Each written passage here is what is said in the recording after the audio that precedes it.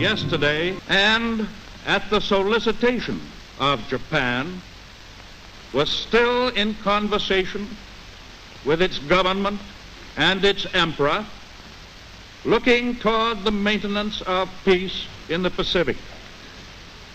Indeed, 1 hour after Japanese air squadrons had commenced bombing in the American island of Oahu, the Japanese ambassador to the United States and his colleague delivered to our Secretary of State a formal reply to a recent American message. Japan has therefore undertaken a surprise offensive extending throughout the Pacific area. The facts of yesterday and today speak for themselves. So help us God.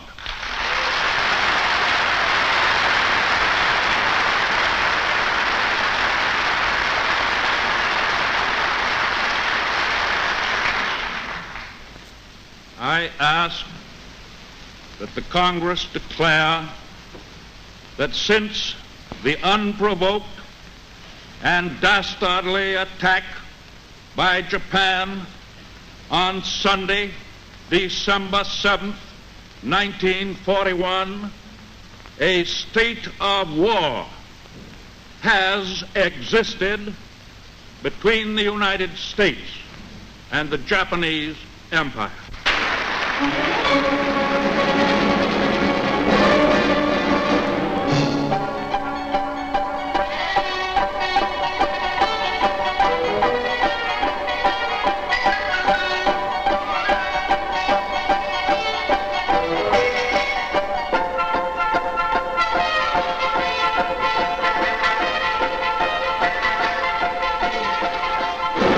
The arms embargo is far too great a security to American peace to permit its surrender without a last-ditch fight.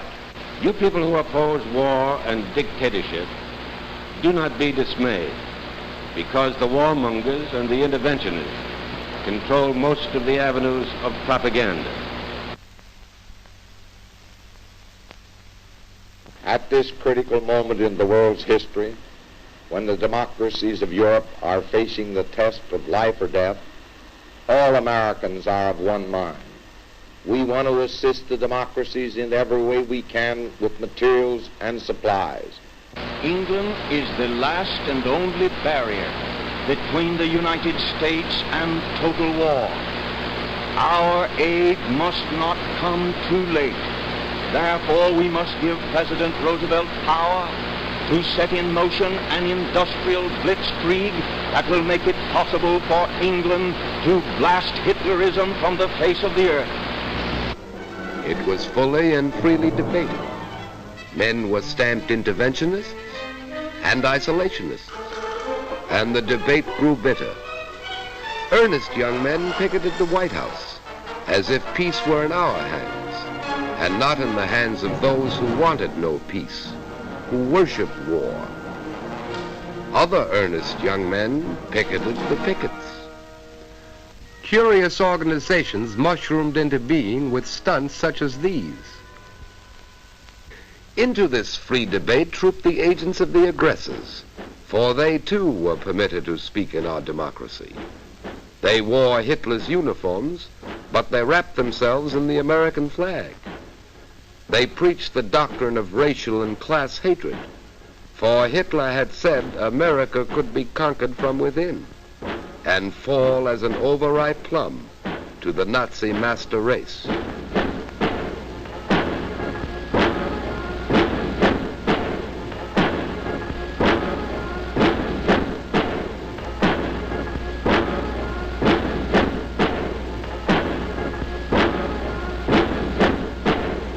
Jewish Moscow directed domination. We let them speak. When occasionally a lone outraged dissenter wanted to air his opposition, we provided police to preserve order. This was Madison Square Garden in New York City, and not Berlin, nor Nuremberg. Later, the speaker was arrested. It was because he had filched money from his deluded followers, and he was sent to Sing Sing to brood upon the strange ways of democracy. Another debate was in progress. Labor and management resorted to strikes and lockouts to settle differences, which at times surged into violence. True, we had taken giant steps along the road of conciliation, but scenes such as these convinced the Axis they had nothing to fear from America. They knew our industrial capacity was great. We could never use it to the full, they said. Our plants were there, but they were made idle. America was at war. It had been at war, although few Americans realized it, for more than 10 years. Ever since September 18th, 1931, when Japan clawed Manchuria out of the body of China. While Hitler was still brawling in the streets of Munich, Japan had already begun weaving the pattern of aggression. It started with an incident. A Japanese train on the South Manchurian Railway had been dynamited. Promptly, Japanese battalions invaded Mukden. This was not mechanized warfare. By later standards, this war was primitive, small, trivial, the Japanese cabinet officially labeled it when China protested to the League of Nations. 12 Japanese planes bombed a Chinese city. Trivial. The League demanded Japan withdraw her troops. Japan's own vote was the sole dissenting one. Therefore, said Japan, the League's action was illegal. It wasn't unanimous. Secretary of State Stimson was concerned. We had signed the Pact of Paris, which guaranteed China's territorial integrity. We sent an observer to the League. Japan protested, finally consented. The League investigated. Under Admiral Nomura, Japanese forces attacked 15 miles from Shanghai. The same Nomura, who later as Japanese ambassador, talked peace in Washington, while his colleagues in Tokyo prepared for war. Japan marched into Shanghai with troops, fifth columnists, quislings, and propaganda, actually anticipating methods used in the conquest of Europe. Japan marched out of Shanghai at the insistence of the League. She signed a truce with China on May 4th, 1932. 4 months later, Japan moved further into Mongolia, sent her colonizers to follow the army into the conquered territory. And the puppet state of Manchukuo was in full flower. The League branded Japan an aggressor, and Japan resigned, deeply hurt. Japan moved further into China.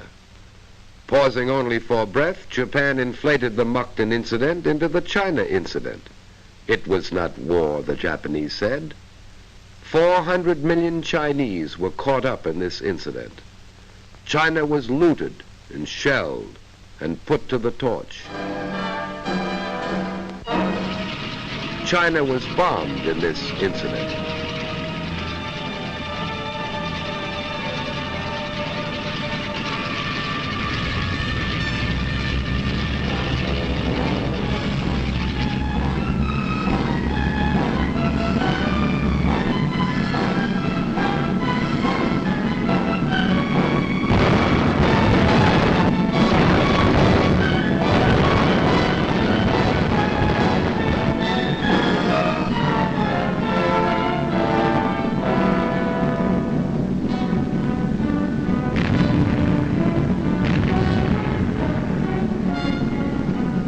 Chinese forces united under Generalissimo Chiang Kai-shek were pressed back by the invaders.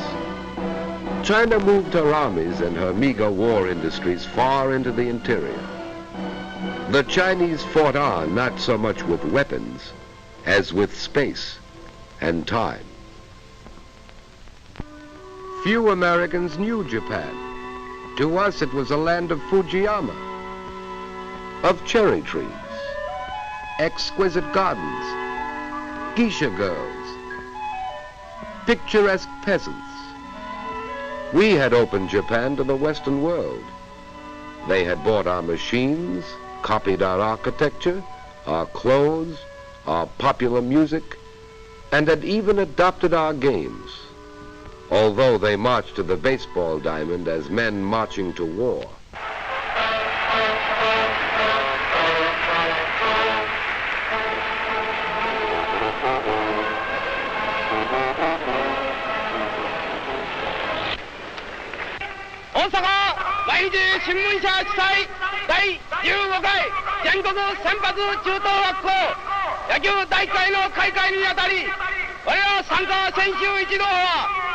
And they said they played ball to build their bodies for war.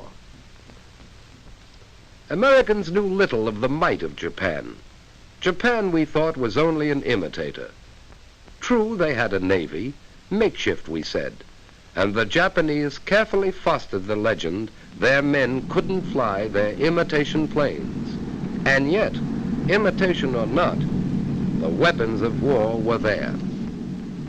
And the warriors of Japan, still breathing the spirit of the samurai in an era of machines, adopted Western methods of warfare as they had adopted Western clothes and architecture and music.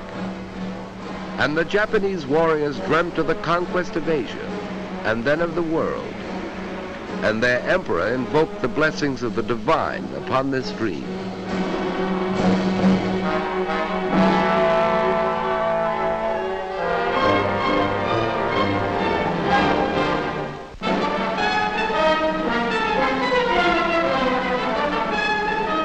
Italy too had dreams of empire. So Italy too created an incident in Ethiopia. Having achieved unity within by virtue of the club, castor oil, and the concentration camp, Mussolini was ready. Italy at the time had the foremost air force in Europe.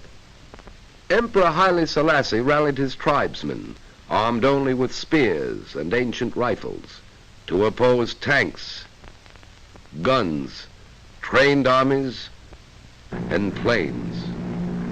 The slaughter continued for a little less than 2 years. The emperor appeared before the League and pleaded the protection of the great powers. The League applied sanctions which were not completely enforced. 2 years after it had begun, the war was over. Italy had joined Japan in the partnership of aggression.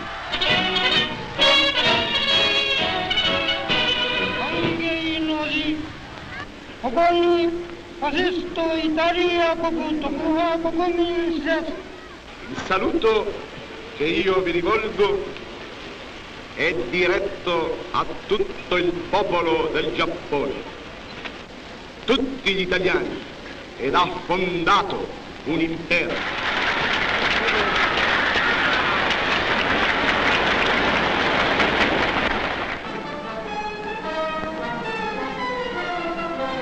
On March 13, 1938, Hitler marched into Austria. The trinity of aggression was complete. 4 years Hitler had planned and plotted. His Austrian Nazis had assassinated Chancellor Adolf for refusing to play the role of puppet. In defiance of the Versailles Treaty, Germany had established compulsory military service, brought its secret army into the open, had begun converting its huge industrial plant for war, had reoccupied the demilitarized Rhineland zone. Germany had practically wiped out the defeat of 1918. So Hitler marched into Austria. His conquest was bloodless. It was not entirely bloodless. German and Italian forces had been fighting in Spain. General Franco had revolted against the Republican government. He invited and received German and Italian aid. The duly elected government received some Russian aid. The democracies evolved a formula of non-intervention that it is brought aside. Here was opportunity for a dress rehearsal for full-scale war, an excellent chance to test new weapons and tactics. The Spaniards were the guinea pigs. Men, women, and children. It was a long war, ended finally by hunger.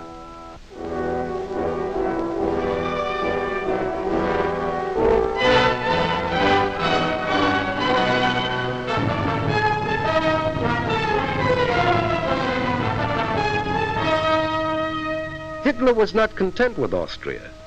At Munich, he had said his theory of race and blood demanded the incorporation of all German-speaking peoples into the Reich. There were those in England, France, and the United States who did not think this an unreasonable demand. Hitler called upon Czechoslovakia to surrender the Sudetenland, that part of Czechoslovakia heavily populated by Germans. France was bound by treaty to the republic created under the old Austrian Empire. France and Soviet Russia were linked in a defensive pact. Great Britain's destiny was linked with that of France. So Hitler, Prime Minister Chamberlain of Great Britain, Mussolini, Premier Daladier of France, met in Munich, and because the democracies of Europe were hungry for peace, removed a thorn from Hitler's side, the Czech army and the little Maginot Line. Europe breathed a sigh of relief. Mussolini's people were jubilant. They wanted peace. Hitler rolled into the Sudetenland. His people were jubilant. Here was the miracle man, they said. A man who conquered with words. This was a new kind of war. A delightful war. Bands and flowers and parades. A smiling war. A lovely war. Not a shot fired, not a man hurt, nor a woman, nor a child. War was a holiday.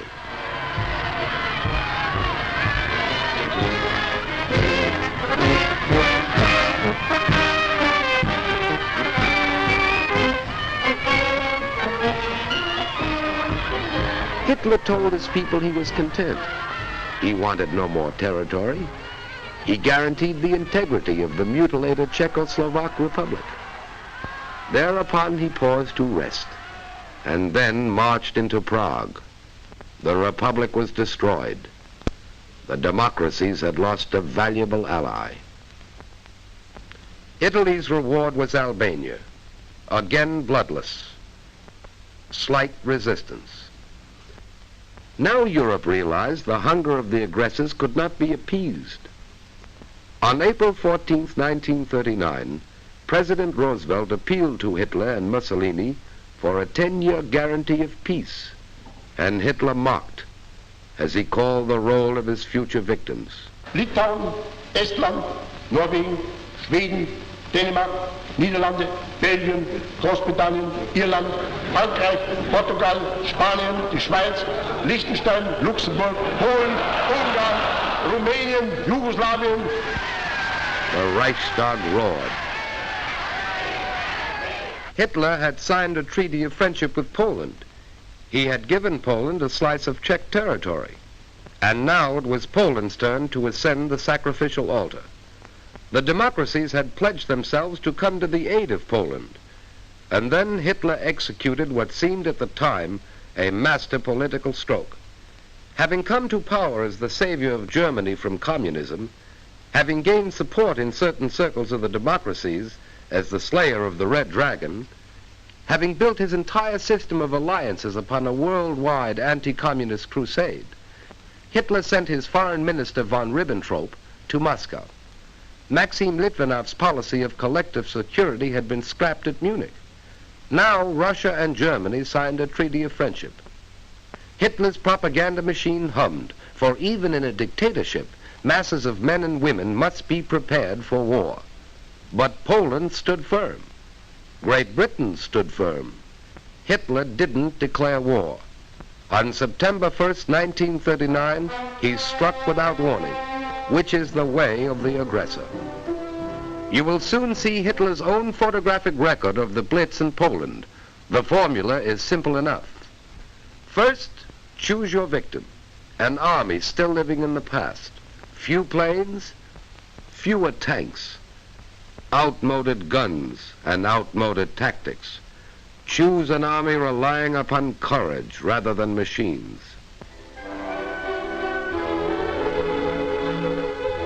Then, mass your bombers. Load with your biggest bombs.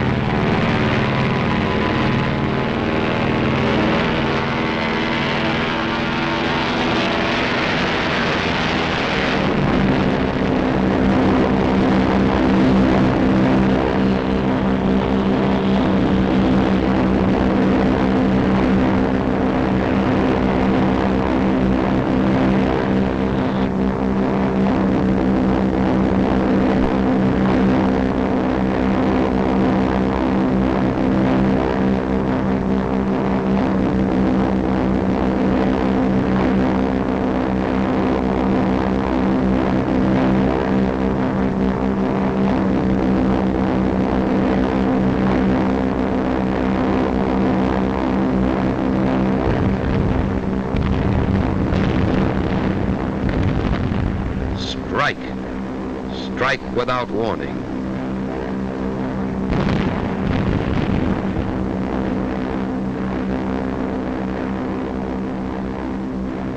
Destroy his inadequate air force on the ground. Blast those who escape out of the air.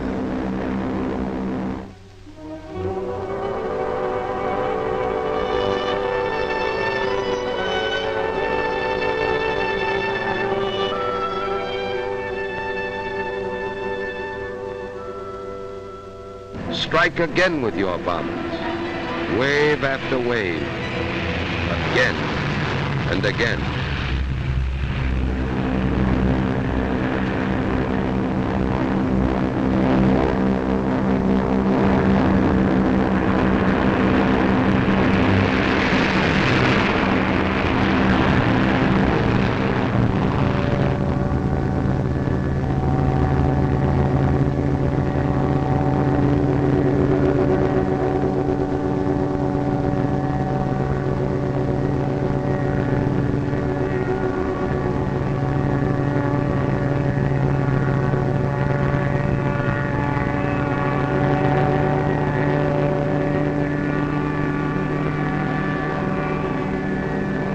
Strike at the railroads, for then the victim cannot mobilize. It cannot move men and supplies. Its armies are isolated.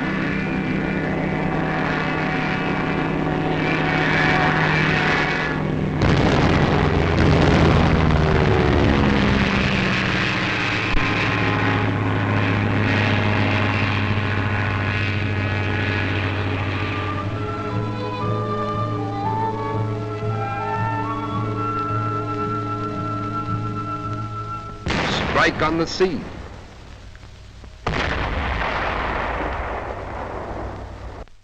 Strike on land, with tanks against horses, giant guns against sabers and rifles. Choose your time carefully, making sure the weather favors your machines. Strike at his cities, so that civilians will take to the roads, hampering the armies, so that women and children will be killed in the streets or in hastily contrived shelters.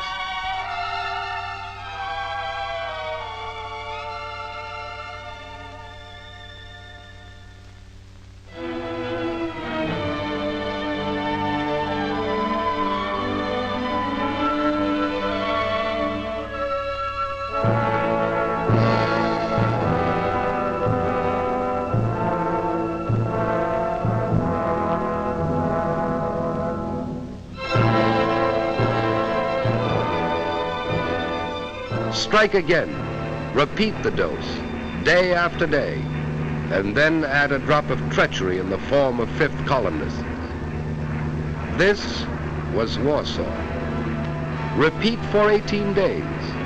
One Nazi pincer cuts the Polish corridor. Another races to Krakow. From East Prussia, another army moves on Warsaw. Encircled, bombed, shelled, and starved, Warsaw surrenders. Now, over the roofless city, send your Luftwaffe sailing leisurely to photograph your handiwork.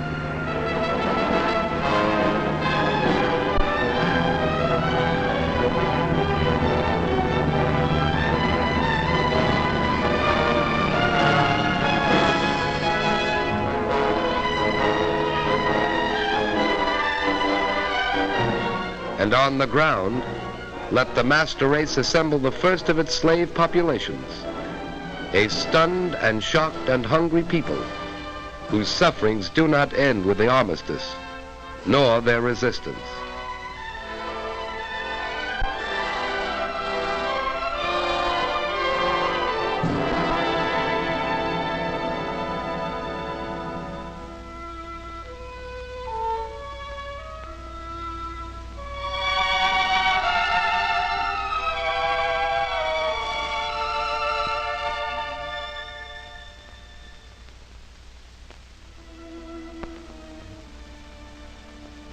Now, gloat.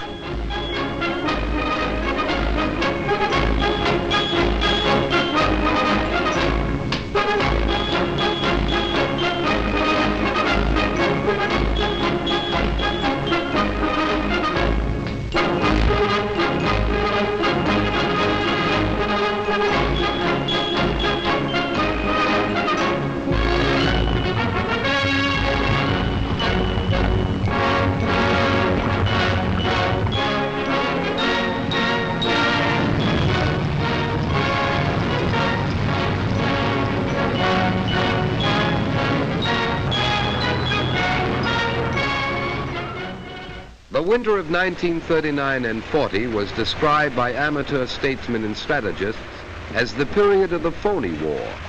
Crew ships were sunk in the Battle of the Atlantic, and men died in this phony war, but there were no land battles.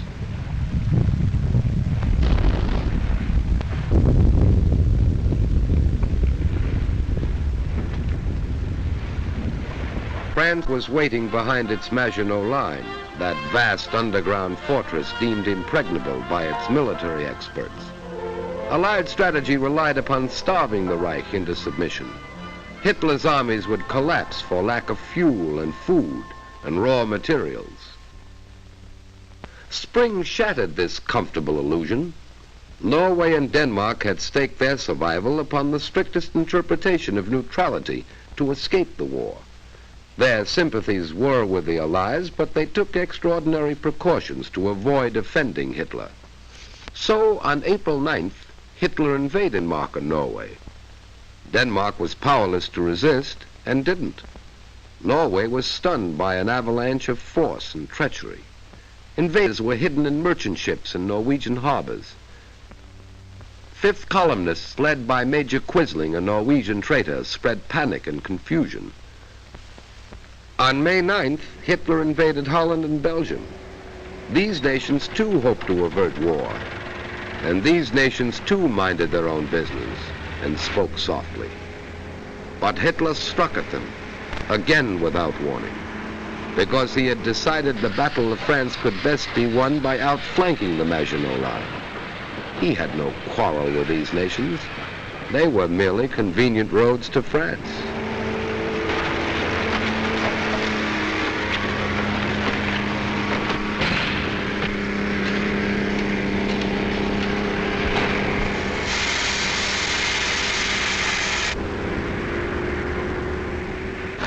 Simultaneously, the Nazis smashed across Holland, Belgium, and Luxembourg.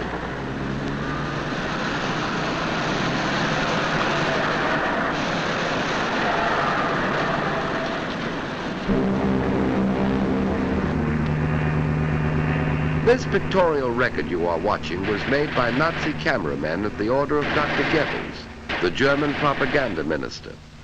He showed this Wagnerian symphony of devastation to neutral nations in Europe and South America to frighten them into surrender. You will observe that here in Holland, for example, not one German soldier is killed or wounded or even suffers a fractured ankle in an avalanche of destruction. For Dr. Goebbels is a showman, and what he is ballyhooing is the mystical invincibility of the Nazis. Or at least, that was his theme song until Britain refused to surrender to Air Marshal Goering's armada, and until the Russians slaughtered well over 1 million of invincibles.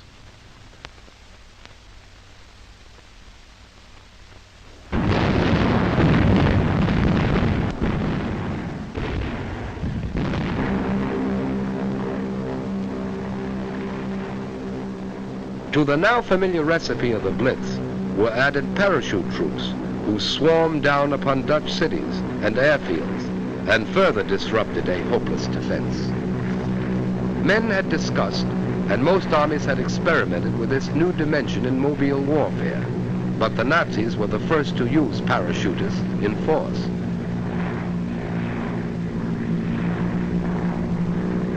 Guns and ammunition sailed down in special parachutes and were assembled quickly on the ground. Thus, the Nazis could capture and destroy airfields, railroad stations, and other strategic points back of the defenders' lines. Using tanks, dive bombers,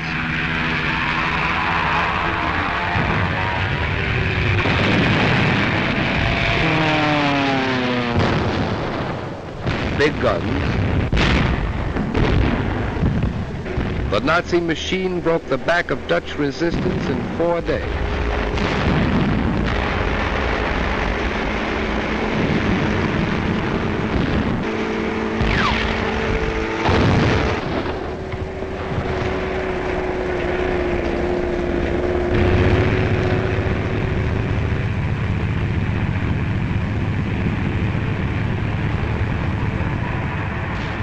Towns and villages were in flames as the invaders rolled on at a breathless pace, encircling the defenders and slashing their armies, destroying in the name of the new order the homes and shops of those who had dared to resist. Bewildered refugees clogged the roads, seeking escape where there was no escape.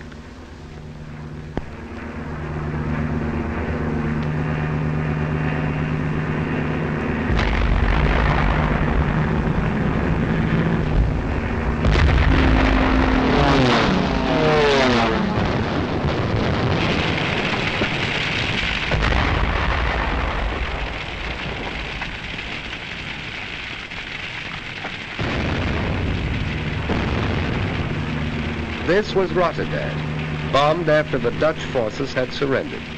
The Nazis said there had been a mistake. The news had not reached the Luftwaffe in time.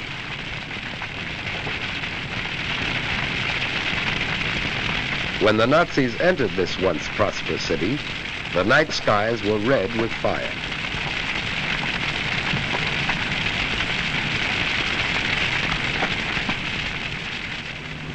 And the next morning, reconnaissance planes flew over the city as they had flown over Warsaw, recording for the propaganda ministry another tribute to the efficacy of the Luftwaffe, while Rotterdam buried its dead, as Warsaw had, and formal negotiations for surrender were duly completed. It took 18 days more to engulf the Belgians and drive the Anglo-French army into the sea. The French and British armies had moved to the aid of the Belgians, but wars are not won by improvisations, and in their desire for neutrality, the Belgian and Dutch governments had failed to perfect joint defense with the Allies before the Nazis struck.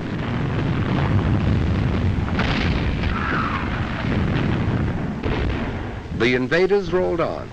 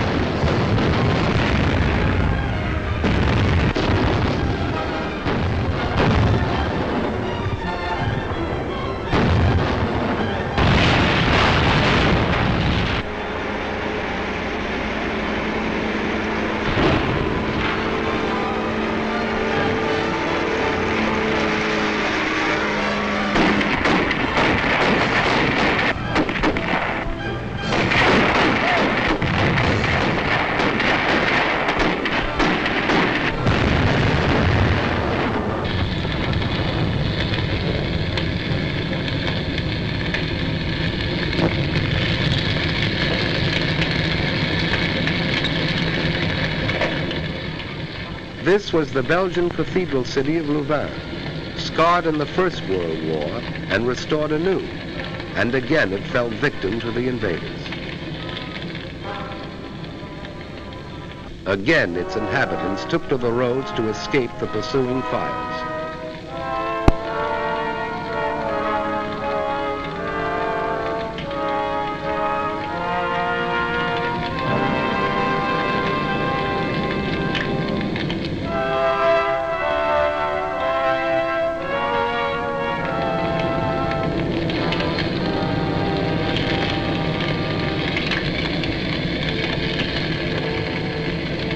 The cathedral crashed in flames.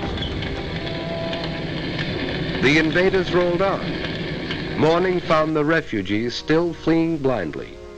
Reputable observers said these refugees were machine gunned from the air. There is no photographic evidence of this. And this is what they fled. The Nazi machine moved on, and after a day's destruction, paused only to sleep.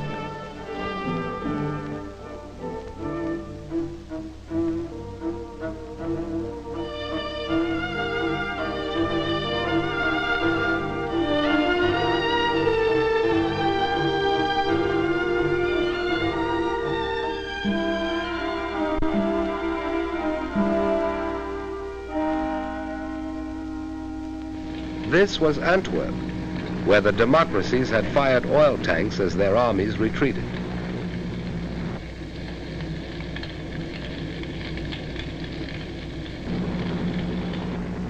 Brussels was spared, for it had been declared an open city, and the Nazis marched in, meeting no resistance.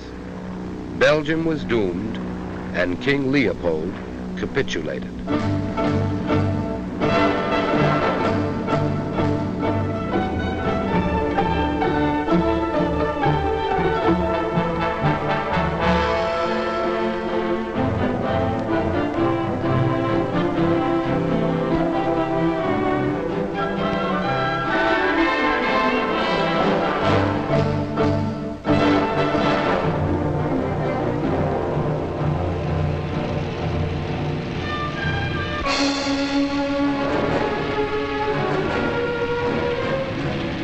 The improvised Allied defense collapsed.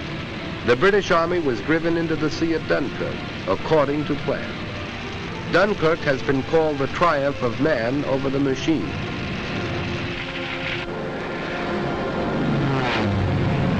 To challenge the dive bombers, Spitfires rose from British bases and fought for the domination of the air over the desolate beach, while ground forces continued a stubborn rear guard action.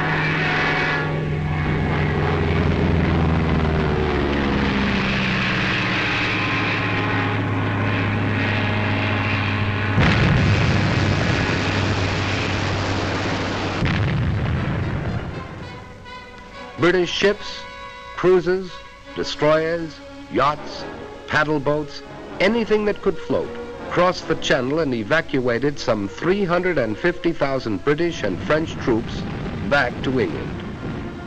For the British were determined to save their men.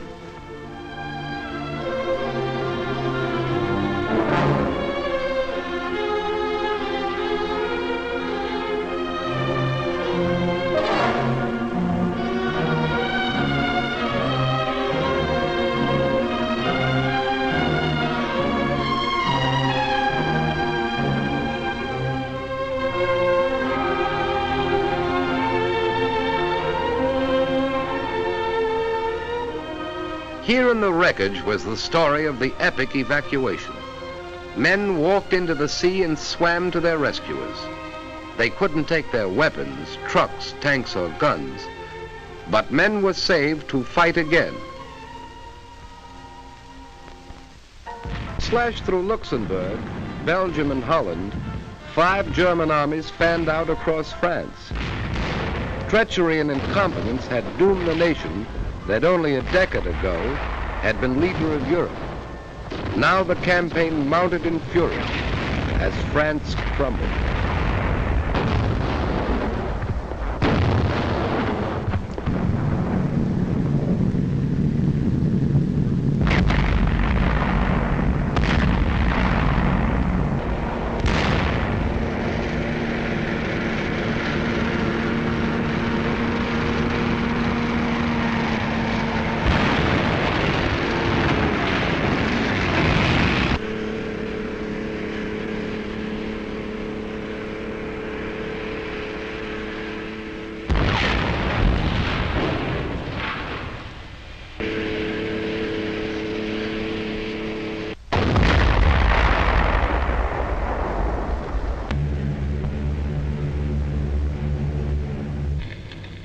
This was Rouen.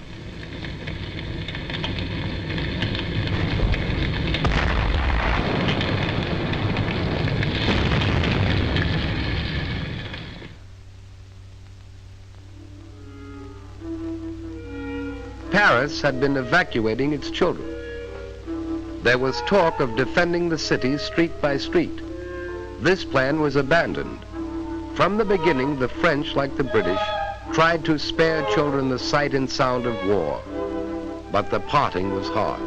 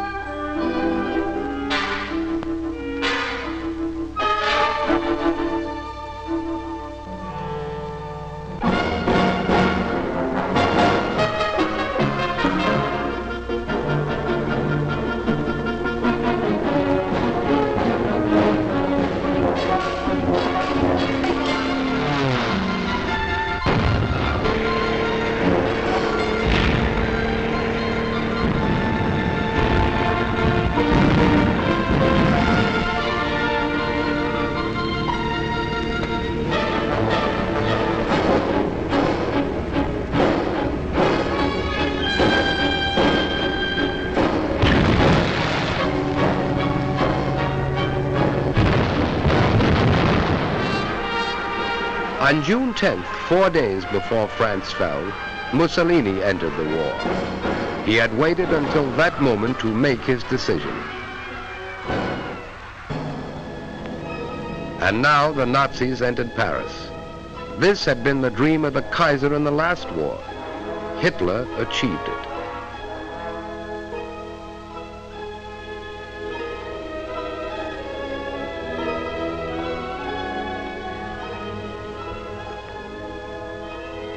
And the Maginot Line was still there.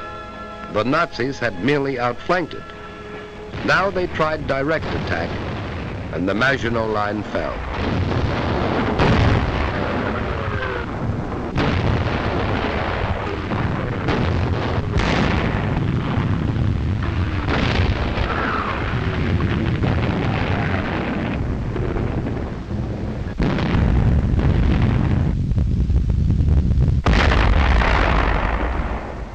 The First World War had ended officially in this railroad car, where Marshal Foch had received the delegates of the vanquished Germans. Hitler commandeered the car for what he believed was the end of the Second World War. The French army was no more. Hitler was master of Europe. England would surrender, for although it had rescued its men from Dunkirk, it had not rescued their equipment. The Nazi soldiers were singing, "We're sailing against England."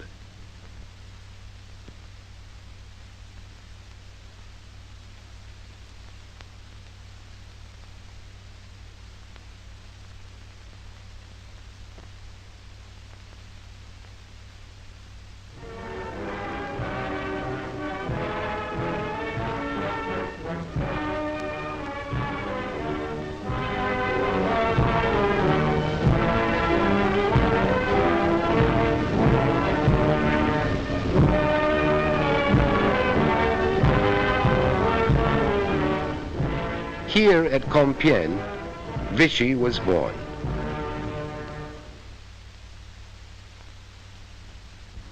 Hitler was happy.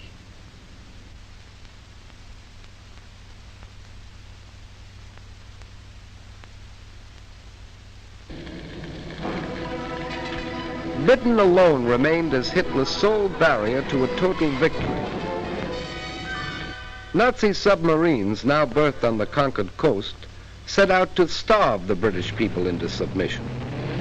Nazi planes, now only a few minutes' flight from the English coast, set out to bomb the British people into submission. Nazi propagandists, making full use of the new weapon, the radio, set out to talk the British people into submission. Terrifying. The voice you hear is that of Lord Haw-Haw. The Blitzkrieg will be carried over the British Islands with greater, more appalling rapidity than over Poland, Norway, Holland, Belgium, or France. Prime Minister Churchill rallied his people in what he called their finest hour. He had offered them nothing but blood and sweat, toil and tears. They accepted his gift. Britain was fighting in the 7 seas, while the invader was only 20 miles away, and the French fleet was no longer its ally. Nazi submarines, mines, planes, and surface raiders constituted a formidable menace to Britain's lifeline, the freighters that brought her food and raw materials for war. Britain hung on. Now the Nazi Air Force, Hitler's ace weapon, was brought into play.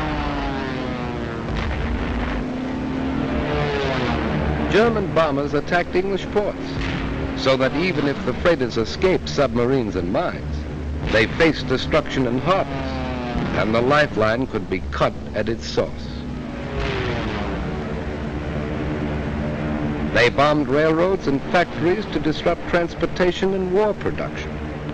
They bombed by day, and when the Royal Air Force smashed more than 180 of the bombers out of the sky in one session, they bombed by night. The face of London changed.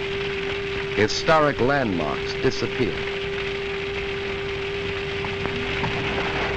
Night after night, London was left a sea of fire.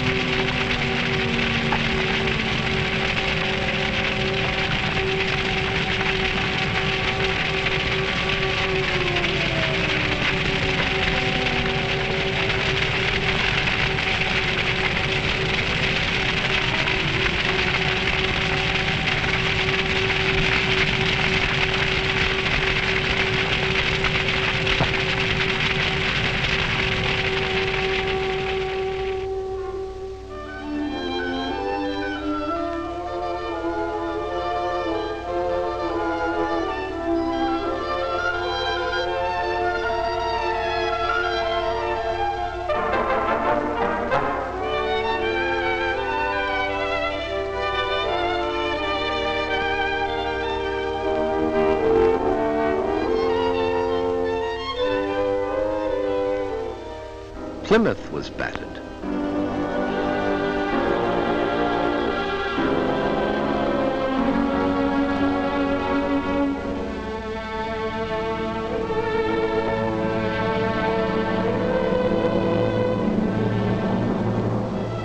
Coventry.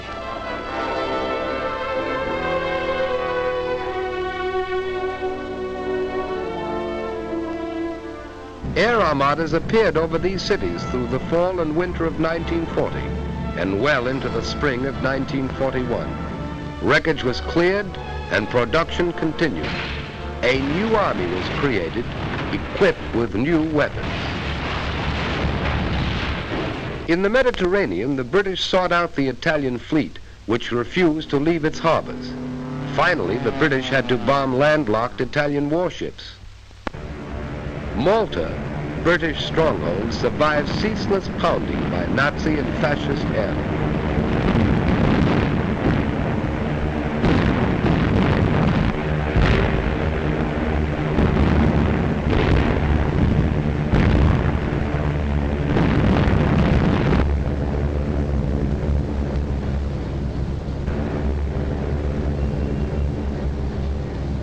The British sweep through Libya by General Sir Archibald Wendell succeeded in destroying Mussolini's empire. The British captured Eritrea and Somaliland, and in May 1941, Haile Selassie was restored to his throne.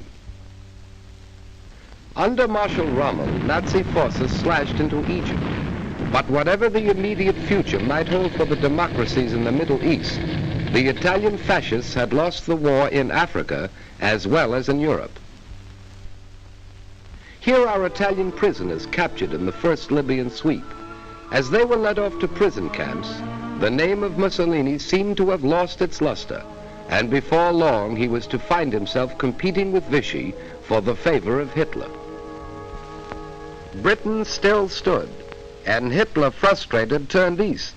If this were to be a long war, he would need Russian oil and Russian wheat. So he proclaimed himself anew the archenemy of communism, despite his earlier plea to the German people that National Socialism and communism could live side by side. Now he told them he didn't mean what he said before, but he did mean what he said before that. Military spokesmen in Berlin said the Red Armies would be encircled and destroyed within 6 weeks. Its remnants would retreat back of the Urals. There the Japanese could deal with them at the proper time. Joseph Stalin rallied the Russian people. Soldiers and civilians, responding with a unanimity that amazed a world that had heard much and knew little of them, rose to repel and harry the invaders.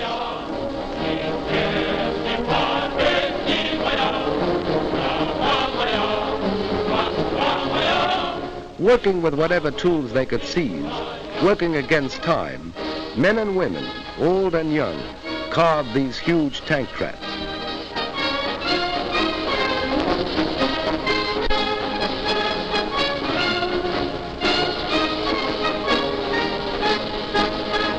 Weapons were distributed to civilian guerrillas assigned to operate back of enemy lines. Anti-aircraft guns swung into place to battle Luftwaffe advance units.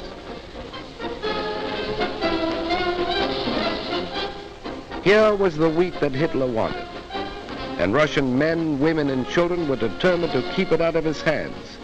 This time there would be no easy loot.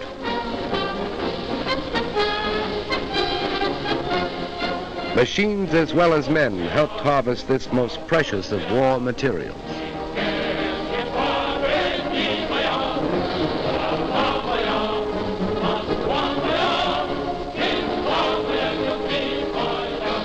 And their prize cattle were driven east.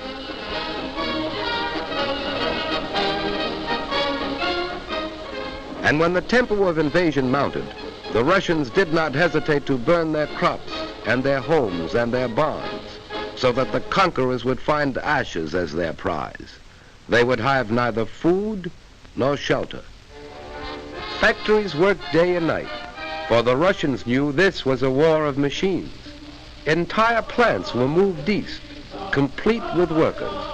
Weapons of war poured out of these factories, and the Germans, as well as the rest of the world, discovered the Russians had tanks to meet tanks and planes to meet planes. The Russians retreated, but not without inflicting sizable casualties.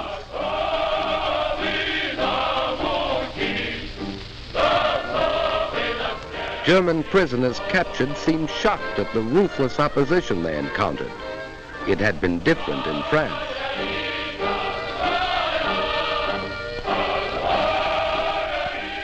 Winter found the Russian army still intact.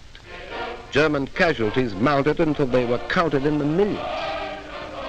Hitler's armies were not smashed in the winter campaign, but the Russians took the initiative and held it. As the snows melted, Hitler was to meet new Russian armies and new machines as summer came to the 2,000-mile front.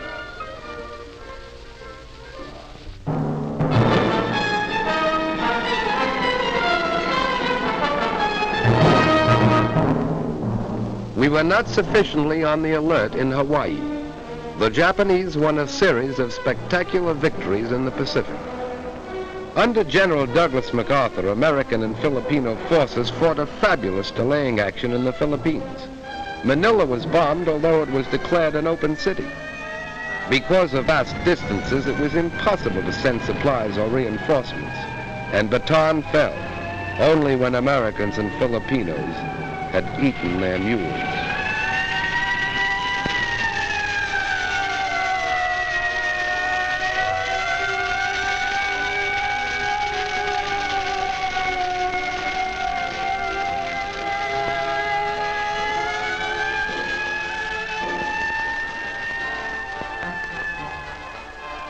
General MacArthur established his headquarters in Australia, and as Commander-in-Chief of the United Nations forces in that area, prepared for the offensive that would develop inevitably. For despite setbacks, we had established a supply chain 6,000 miles across the Pacific that stretched to New Zealand. Like the other democracies, we were not prepared for total war.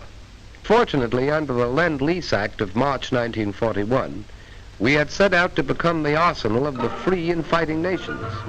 We were determined to supply them with our war goods, whether they could afford to pay or not. We were buying time. Time to convert the industries of peace into war. Time to make ships, merchant ships and warships. Time to make planes and more planes, bombers and fighters, faster, more powerful than any the world had ever seen. Time to make guns and more guns, shells and more shells, tanks and more tanks. Time to gather the huge strength which was ours, to pour the great riches of American earth into the cauldron of war. Iron, steel, oil, coal. Time to build a navy called upon to fight in both oceans and upon all the seas, to convoy men and weapons to Australia, to Britain, to the Middle East, to Russia. A navy that had already undertaken daring raids upon the Gilbert and Marshall Islands and braved Japanese waters, and had taken a heavy toll of the invading forces in the MacArthur Straits, and had won the first battle in the Coral Sea. Time to expand a miniature professional army into a modern war machine. Time to take civilians gathered in a peacetime conscription while we were still debating, to mold them into soldiers, train them in the use of new weapons, new tactics. Time to teach them the lesson Europe had learned too late, that modern war could only be won by men of skill. Time to send these men to our new bastions, Newfoundland, Trinidad, Bermuda, Greenland, Iceland. We were buying time to build an air force, the largest air force in the world, for our Army and Navy. And we were buying time to weld the home front and the fighting front into one. For this was total war, and we realized victories were born in the production line. We needed more ships, more planes, more tanks, more guns, more shells. We were not fighting alone. 9 of the Pan-American neighbors severed diplomatic relations with the Axis. Colombia, Bolivia, Brazil, Ecuador, Mexico, Paraguay, Peru, Uruguay, and Venezuela. At this time, the issue is clearly drawn. There can be no peace until Hitlerism and its monstrous parasites are utterly obliterated, and until 9 of the Pan-American nations declared war upon the aggressors. Cuba, Costa Rica, the Dominican Republic, El Salvador, Guatemala, Haiti, Honduras, Nicaragua, and Panama. Mexico joined these nations in June 1942. We were not fighting alone. Even in the conquered countries, the will to fight survived. Dutch, Belgians, Yugoslavs, Greeks, Czechs, Filipinos, Poles, Norwegians, free Frenchmen, all fought with us on the far-flung battlefields. Australians, New Zealanders, South Africans, Canadians. We were not fighting alone. in this war of the people seeking a world without war for their children.